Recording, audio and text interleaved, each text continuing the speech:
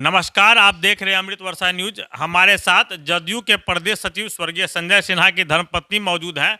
स्वर्गीय संजय सिन्हा की मौत पटना के कंकड़बाग स्थित मेडिवर्सल हॉस्पिटल में गलत इलाज के कारण हो गया था। इनके परिजनों का मानना है कि हृदय संबंधी समस्या की जानकारी होने के बावजूद चिकित्सकों के द्वारा शल्य चिकित्सा की क्रिया को अपनाया गया, जो कि मेडिकल जगत में अपने आप में इससे बड़ा कोई क्रूर उदाहरण नहीं मिल सकता है किसी मरीज के साथ इलाज के दौरान होने वाली त्रुटि का।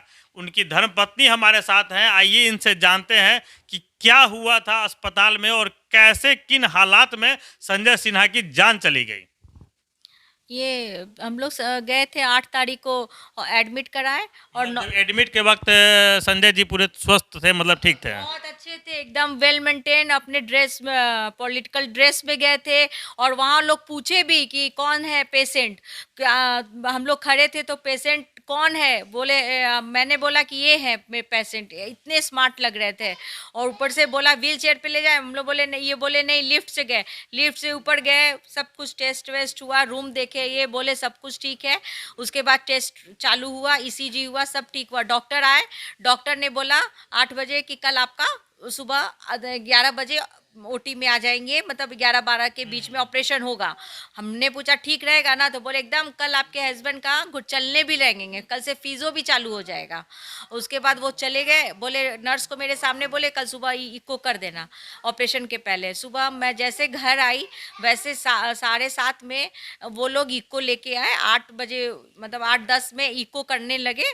और इको में तुरंत इको का डॉक्टर ने उनको मतलब मेरे देवर को बोला कि ये फिटनेस में फिट नहीं है। फिर भी आप मेरे हस्बैंड को बोला आपका 2 दिन के बाद ऑपरेशन होगा। और चला गया वो। उसके बाद तुरंत एक वो गया और बैक टू बैक उन नर्स आई और उनके वो घुटने का बाल वाल हटाई ऑपरेशन का, और उनको उठा कर लगी। पूछे भी कि क्या हो अपने भाई से कि ऑपरेशन करेगा क्या, तो बोले क्या भैया क्या करेगा। एक आके ऐसा बोल रहा, एक आके तुरंत ऐसा करके लेके चला गया। कंफ्यूज हो गए दोनों भाई। उसके बाद ये इनको लेके ऊपर चला गया। इनको जाना था 10:30 में ओटी में, इनको 9:30 में ओटी में क्यों ले गया। डॉक्टर जान गया कि ये भाग जाएगा। डॉक्टर की जो टीम वहाँ मौजूद थी, जिन्हें घुटनों का प्रत्यारोपण का ऑपरेशन करना था, हाँ। उनके नॉलेज में ये बात था कि जो मरीज हैं इनको हृदय संबंधी समस्या है, ब्लॉकेज हृदय में। इसके बावजूद वो हड़बड़ी में थे कि इनका ओटी में ले जाओ, भले बाद में करेंगे, लेकिन ओटी में पहुंच जाएगा तो ये डिस्कस और लोगों से नहीं करेंगे। और फिर ये कार्डल, मुझे पता अगर रहेगा कि मेरा हस्बैंड का 30% और ये बचेंगे नहीं, तो हम चलेंगे पहले घुटना बचा। समय से पहले ओटी में उनको ले जाया गया। 10 का टाइम था, क्योंकि हम लोग पूरे फैमिली मेंबर आने जाने का शेड्यूल बना लिए थे कि हम जाएंगे तो एक आएंगे नहाने धोने के लिए। तो वो टाइम दिया नहीं, तो हमारा 10:30 का था, तो हम लोग सोचे कि हम लोग 9:30 तक आ जाएंगे। जब तक हम लोग आए एकदम फास्ट टू फास्ट हम लोग आए, तो देखे कि वो उनको 9:30 में ही ओटी में पहुंचा दिया। हम 10 बजे वहां पहुंचे तो देखते हैं कि वो तो ओटी में है। क्यों ले गया, पहले हम लोग से कंसल्ट किया। जब हम लोग दौड़ रहे हैं ओटी में जाने के लिए, आप लोग को ओटी में नहीं जाना है, ओटी में नहीं जाना है। 2:30 बजे तक उनको, 1:30 बजे तक उनकी ऑपरेशन नहीं हुई। तब भी मैं पूछी कि एक बार ओटी में जाने दीजिए, देखने दीजिए, ओटी के पास बाहर ही खड़े रहेंगे। नहीं, आपका आ जाएगा। बाद में बोली कि सीढ़ी से चले जाइए। सीढ़ी से गए तो फिर बाहर ही बैठा दिया सब हम दोनों को। फिर 3 बजे हम लोग को केबिन में बुलाए डॉक्टर निशिकांत, और बोले कि मैंने आपके हस्बैंड का सक्सेसफुली ऑपरेशन कर दिया। इतना कोई डॉक्टर नहीं कर सकता था पटना में।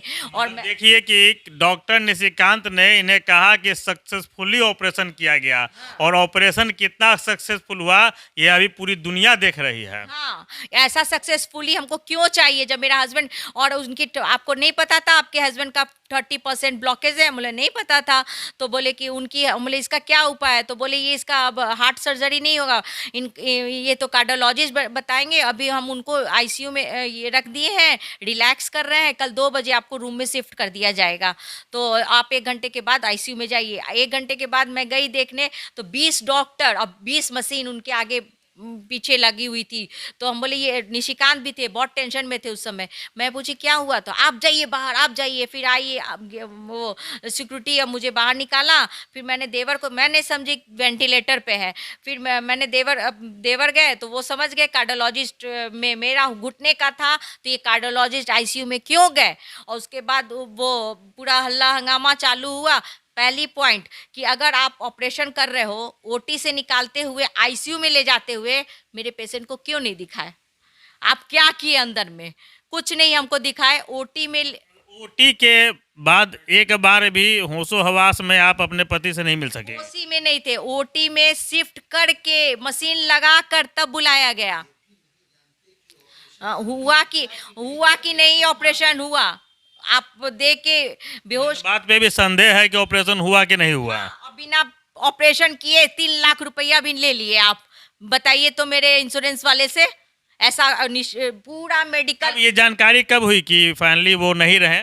हम लोग को कल सुबह 10 बजे। अस्पताल के द्वारा क्या कारण बताया गया मृत्यु के पीछे?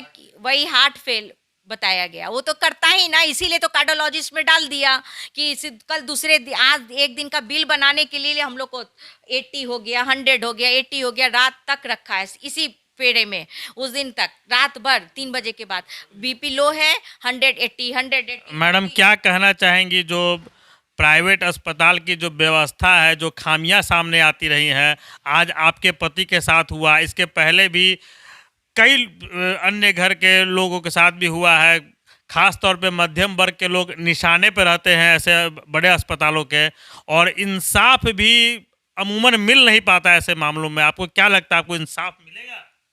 पता नहीं, लगता है कि इंसाफ तो मिलेगा ही, क्योंकि हम लोग बहुत सच्चे लोग हैं। और मुख्यमंत्री जी ने बोला भी है मेरी बेटी को कि हम देंगे, और सब लोग लगे हुए, देखिए क्या होता है। लेकिन हमको तो ये मेडिवर्सल और निशिकांत सब पर कार्रवाई किया जाए। वहाँ के स्टाफ लोग भी इतने बदमाश हैं। देखिए अगर वो डेथ कर गए हैं, मैं आकर बोलता है 5 बजे कि आप रूम खाली कर दीजिए। हम लोग क्यों?